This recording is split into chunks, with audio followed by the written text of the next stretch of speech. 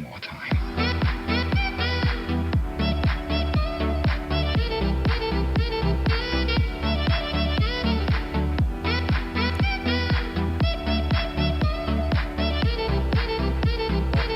Okay.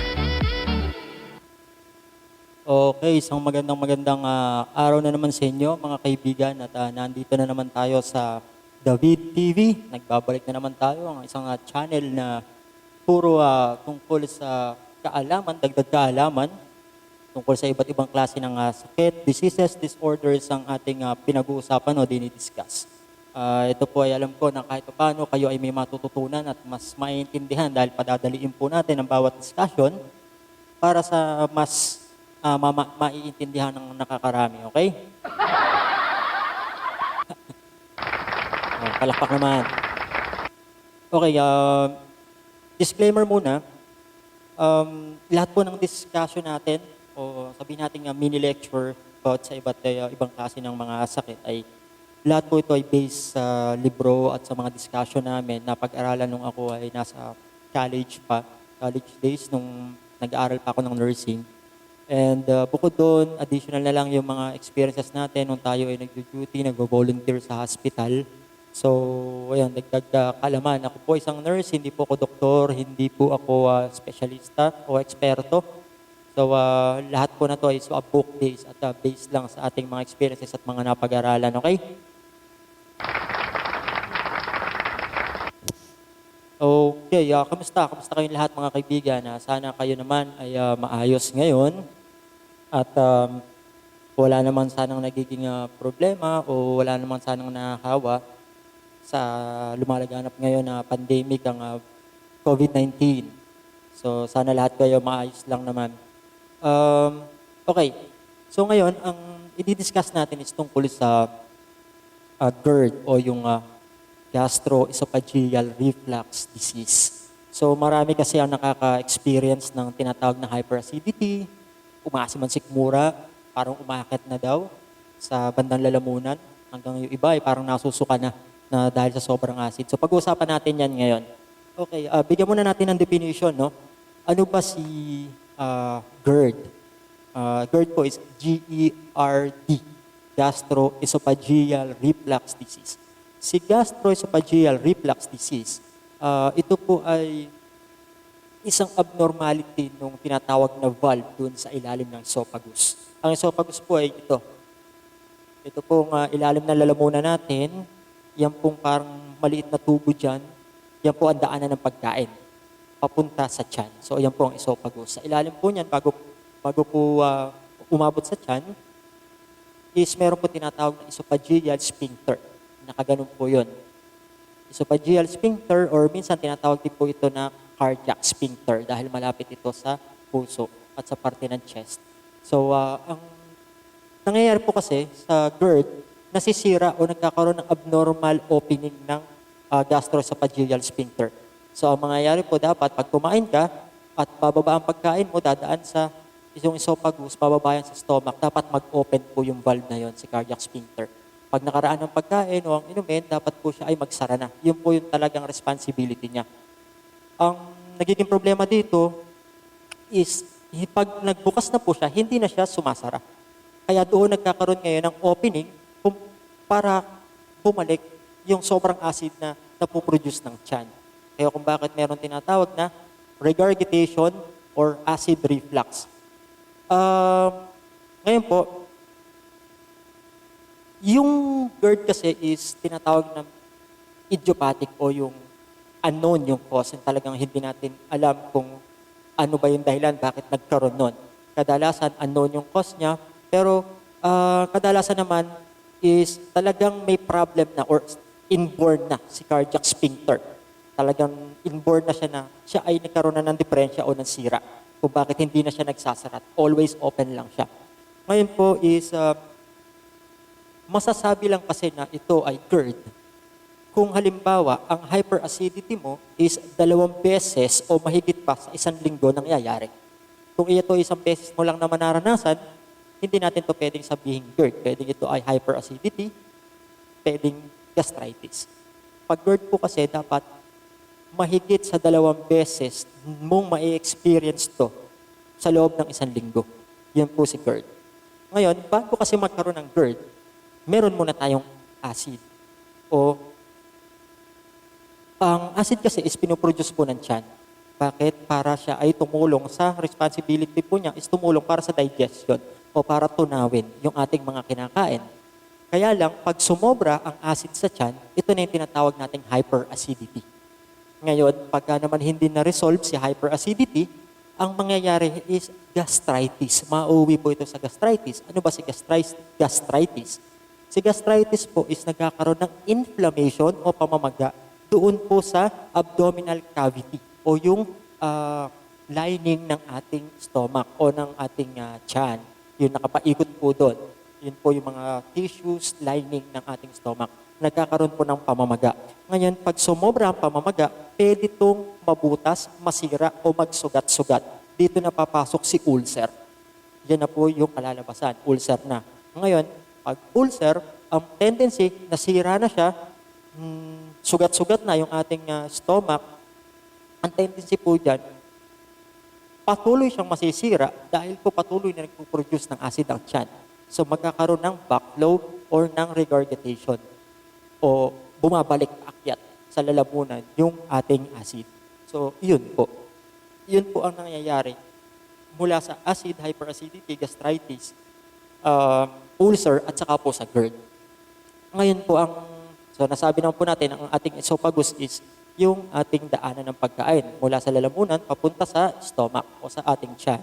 Ngayon po, ang cause naman ng GERD o ng gastroesophageal reflux disease is pwedeng dahil sa obesity o nag-overweight tayo, medyo tumaba tayo. Bakit? Kasi pag medyo mataba po tayo, ang tendency nagkakaroon ng excessive pressure sa ating abdominal cavity. Pagka na-pressure po o parang nadiinan ng ating abdominal cavity, yung mga acid po na piniproduce ng ating stomach, doon po nangyayari na nagkakaroon ng backflow pabalik sa ating lalamunan o tinatawag na regurgitation. Okay? O, palakpak mo na.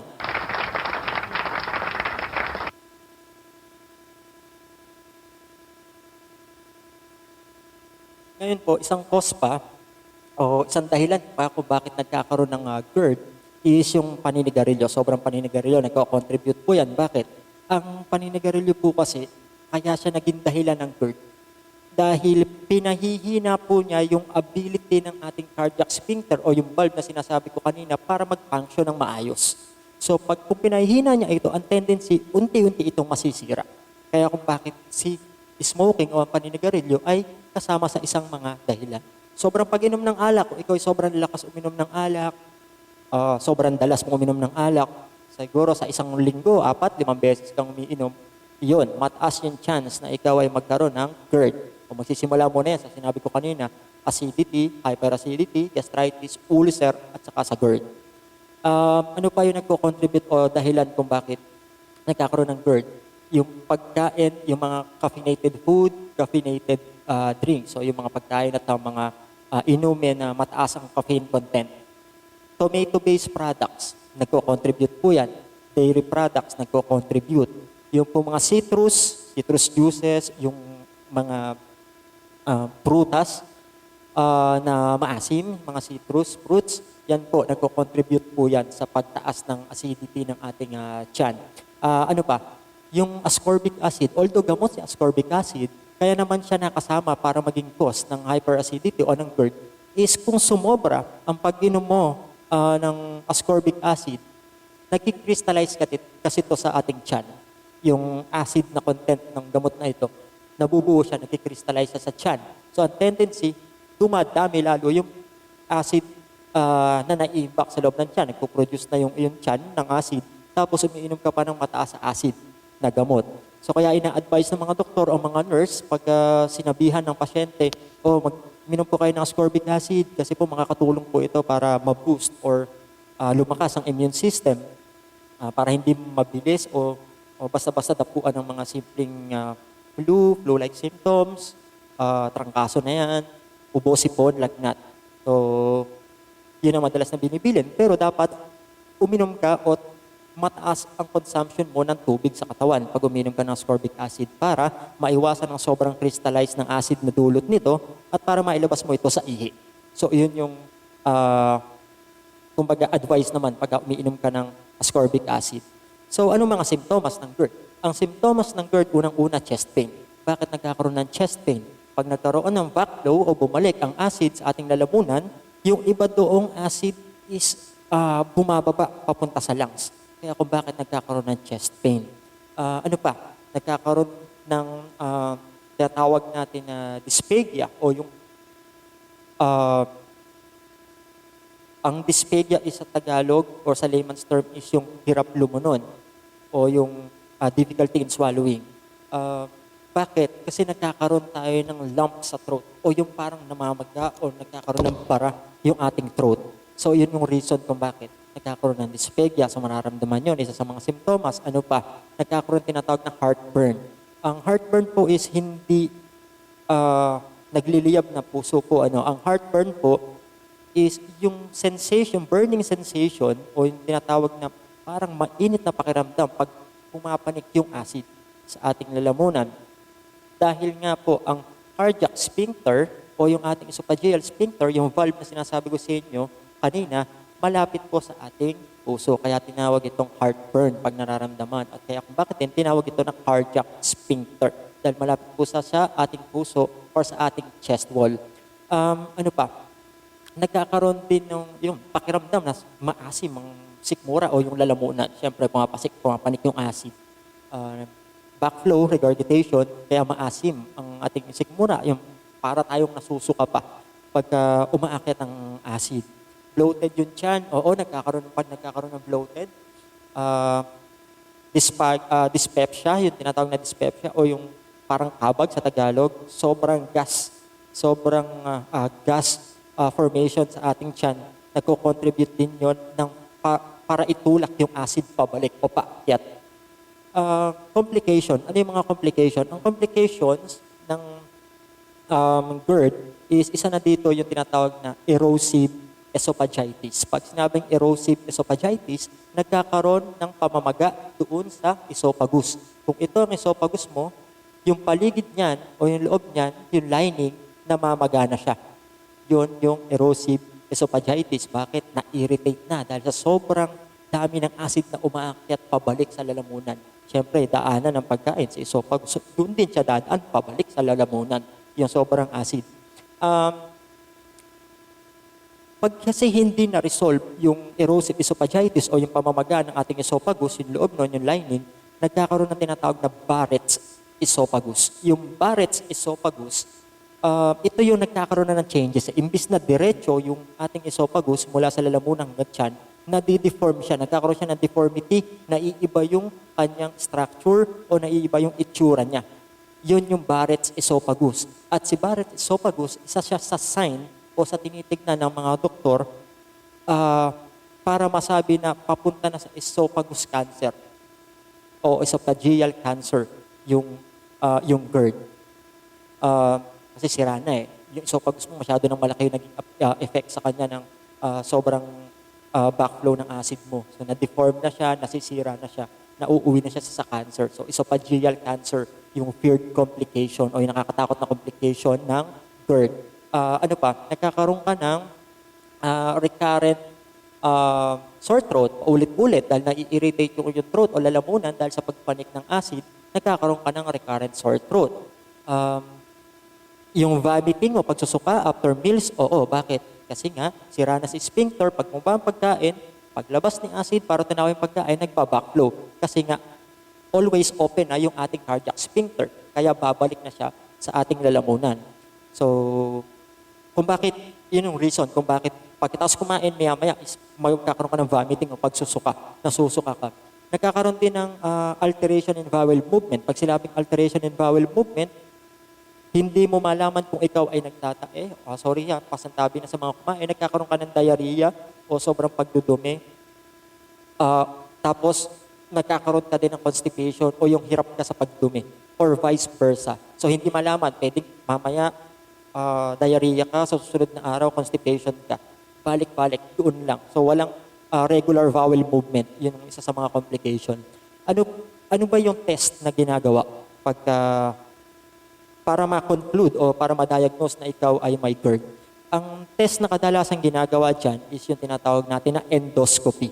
Ang endoscopy kasi is yung visualization o yung pagtingin sa iyong esophagus papunta sa iyong stomach.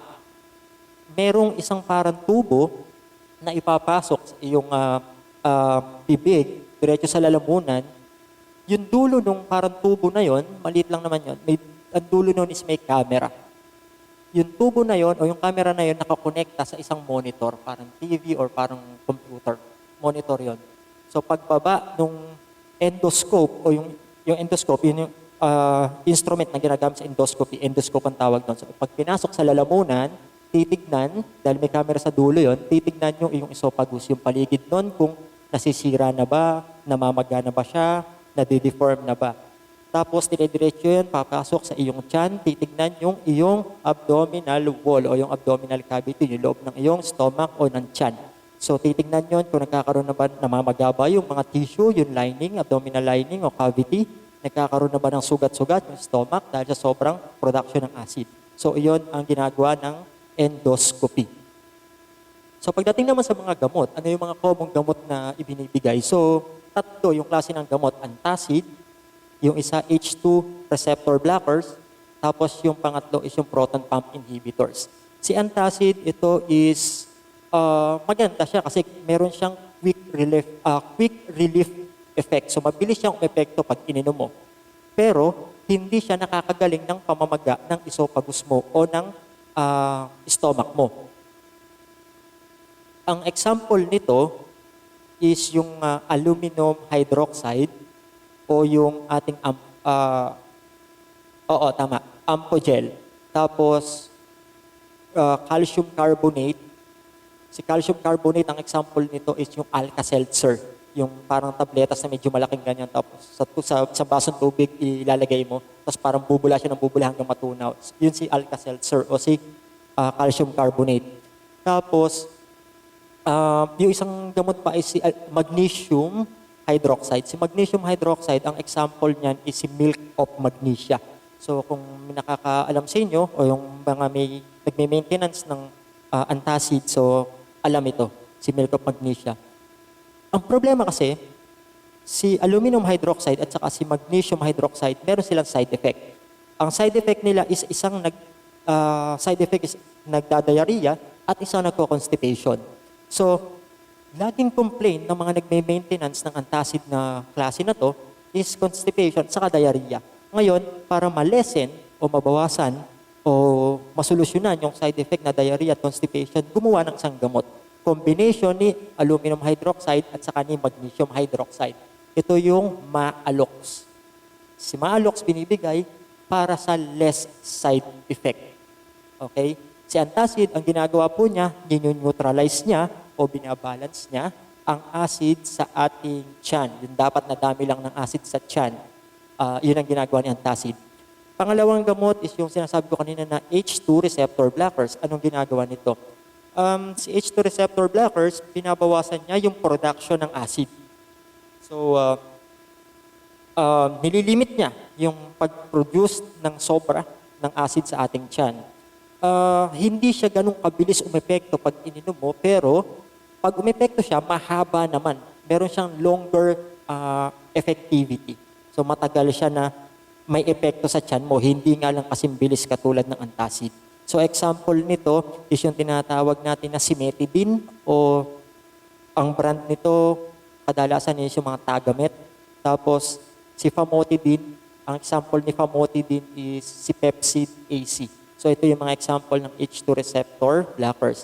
Tapos yung pangatlo, si proton pump inhibitors. Si proton pump inhibitors naman, ang ginagawa niya is binablock niya o talagang binabarahan niya na yung pag-produce. Hindi niya na pinagpo-produce si stomach ng acid. Yun ang ginagawa ni proton pump inhibitors. Tapos ang kagandahan dito, bukod sa pinipigilan niya mag-produce ng acid ang stomach, kaya din niyang gamutin ang pamamaga o ang problema sa esophagus mo. Kung nagkakaroon ng erosive esophagitis, yung namamagana yung lining ng esophagus mo, kaya niyang gamutin. Yun ang kagandahan dito kay proton pump inhibitor. So ito, common to. Example nito si omeprazole, esomeprazole. So yan yung mga example ng proton pump inhibitors. Okay, palakpak muna tayo dyan.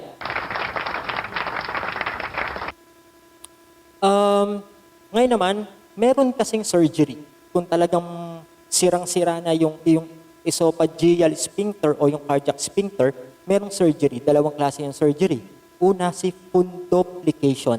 Ang ginagawa kay fundoplication is yung upper part ng stomach mo o ng tiyan mo is kukunin yon at itatahi siya, itatighten siya doon sa lower part ng esophagus mo para mapigilan yung pag-backflow ng sobrang acid sa tiyan. So itatayo siya kasi wala ka na esophageal sphincter. So ang tendency, ito yung iyong esophagus, ito yung stomach, so itatighten siya, tatahian siya ng upper part ng iyong tiyan, ng stomach. Tapos, yung pangalawa naman na surgery is yung Link's device. Yung Link's device, para siyang bulitas, para siyang bearing. Alam mo yung bearing, yung bilog na gano'n na metal, tapos meron siyang mga beads o bulitas dun sa loob. So parang gano'n yung itsura ng Link's device. Ang gagawin naman doon, ipapasok siya sa iyong esophagus hanggang dun sa pinaka-ibabang part bago dumating sa stomach. Pagpasok niya, may magnetized type yung mga beads na yon, kaya pagka kumapit na yon, hihigpit ngayon yung lower part ng esophagus mo. Ang tendency, hindi ka na magkakaroon ng backflow, pagbalik ng acid galing sa tiyan. Kaya lang, less na yung nutrients o yung food na magpapass through o dadaan doon sa iyong esophagus kasi nga masyado na siyang mahigpit. So, kadalasan, small frequent feeding o soft diet or semi-solid na lang yung pwedeng kainin para makababa, makadiretso, makapag-pass through, makadaan dun sa Link's device para ang pagkain makababa pa sa stomach. So, iyon yung dalawang surgery. So, ano naman yung mga kailangan gawin sa bahay? So, pag kumain, syempre dapat naka-semi-Fowlers ka o yung 45 degree. So, hindi ka masyadong tawag dito, yung parang nakahiga pag kumain. So, dapat 45 degrees ka para flow ng gravity, dire-diretso pababa ang pagkain, may iwasan ng pag-backflow o pagbalik. Bawasan ng paninigarilyo dahil yung pag-smoking at yung paninigarilyo, sabi nga natin kanina, nakakabawas o nakakahina ng ability ng cardiac sphincter na mag-function. So, bawasan ng paninigarilyo. Tapos yung pag-inom ng alak, syempre, kailangan din bawasan yan dahil isa yan sa nagko-contribute para tumaas ang production ng acid sa tiyan. Pagkatapos kumain, ano dapat gawin? Huwag munang hihiga. So, dapat naka 45 degrees lang o nakaupo ka, naka Fowler's position. Siguro, dapat at least mga 3 hours na huwag ka munang hihiga pagkatapos kumain. So, hayaan mo munang ma-digest lahat ng kinain mo para maiwasan ang pag-regurgitate o pagkaroon ng backflow ng acid o ng kinain mo. Bawasan din ang pagkain o pag-inom ng mga caffeinated foods at saka caffeinated drinks. Bawasan. Lahat na nagko-contribute para tumaas ang acid production ng katawan o ng tiyan, bawasan. Iwasan din magsuot ng masyadong masisikip na damit o ng pantalon, yung mga leggings na yan, yung mga tight-fitting clothes, iwasan. Bakit? Kasi nagbibigay, mahigpit yan, tight-fitting eh. So ang tendency, magbibigay ng too much pressure sa abdominal cavity, kaya kung bakit nagkakaroon ng pag-backflow ng acid. So, ayun, yung mga home management na dapat gawin. So, nakatapos tayo. Ayan, palakpak muna. So, nakatapos tayo ng isang sakit na naman na na-discuss natin. Ulitin natin si GERD o gastroesophageal reflux disease. So, sana may natutunan kayo dito sa ating topic na to, makatulong at mas naintindihan sana. So, at least yung mga nakaka-experience nito, alam na yung kung ano yung dapat yung gawin, iwasan. Diba? Sa mga hindi pa nakakapag-subscribe sa channel, so inaanyayahan ko kayo kaibigan na mag-subscribe sa channel natin. Hit nyo lang yung ating subscribe button, tapos yung ating notification bell. Paki-hit na lang din. And then, pwede nyo i-share, pwede nyo ding i-like kung nagustuhan nyo yung ating topic. So sa mga susunod na video natin, puro ganito ang content natin dahil alam natin, pandemic ngayon, medyo karamihan takot magpa-check up o may maramdaman ng konti, takot pumunta ng hospital. dahil nga sa COVID-19 na ating nararanasan. So, ito makakatulong yung mga video na to para magkaroon kayo ng idea kung ano yung dapat yung gawin pag naramdaman yung mga ganitong klaseng simptomas o, di ba? So, sana suportahan niyo ating channel. Lagi kayong mag-iingat dahil alam natin na hindi pa tapos ang ating pandemic. Paglalabas ng bahay, face mask, face shield, social distancing, panatilihin at sundin po natin ang minimum health protocol. Ano pa ba? So, kung hindi naman kailangan at importante lumabas ng bahay, so iwasan na lang din po natin. So, ayun, hanggang sa muli. Pwede po kayong mag-comment kung ano yung discussion na gusto nyo at gagawin po natin na ma-discuss yan, maipaliwanag ng mas madali na maintindihan. So, pwede po kayong mag-comment. So, unanyanyahan po kayo para magkaroon tayo ng mga idea pa sa mga susunod nating mga topic. So, maraming salamat ulit, kaibigan. Sana nag-enjoy ka at natuto sa ating topic ngayon. So, lagi mag-iingat hanggang sa susunod na ating video. So, supportahan. Bye-bye. Ingat palagi. Make more time.